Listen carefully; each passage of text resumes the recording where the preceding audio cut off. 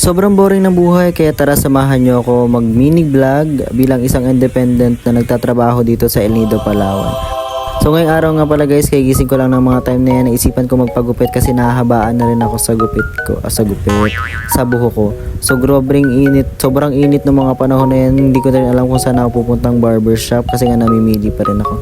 By the way guys, pa 6 months pa lang ako dito sa El Nido, Palawan, kaya medyo hindi pa ako familiar sa mga lugar nila. Although maliit lang yung El Nido pero sobrang dami nilang mga barangay, like makakilala ko na sa iba't iba silang mga lugar.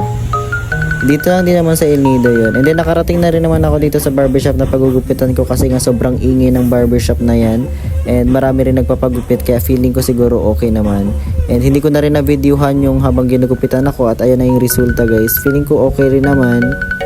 Hindi ko siya gusto pero feeling ko okay rin naman. Diretso na rin ako mamili dito sa Hypermart.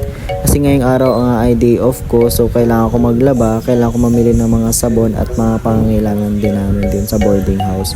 So yan guys, video lang ako ng mga time na yan. And then at sobrang daming tao nga pala niyan. Doon din ako sa corner na medyo walang tao kasi nga feeling ko naka-promo ata sila. Ayan na yung sabon ng mga pinamili ko. So yan, nakuha ko na rin, dinagdagan ko na rin ng iba pang kailangan namin. And itong albatros, yung iba't ibang kulay niyan guys, inaamoy ko. Hindi ko alam kung bakit kasi nako-curious lang talaga ako guys kasi nga ano kayang meaning ng iba't ibang kulay. Siguro ano nila yun, marketing strategy or ano.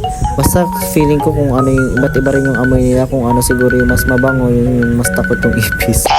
Hindi rin talaga ako sure. So tapos na ako mamiling yan guys, pauwi na ako. Maglalakad lang din ako ulit pauwi kasi nga sayang naman yung view na makikita ko habang pauwi ako. Kasi tingnan nyo naman guys, lagi talaga ako na starstruck dyan sa mga bato-bato na yan, sa bundok na taraw na yan kasi nga kisa naman sa magta-tricycle ako, hindi ko na makikita. Sobrang ganda niyan guys, lalo na sa personal, kaya pumunta na kayo sa El Nido.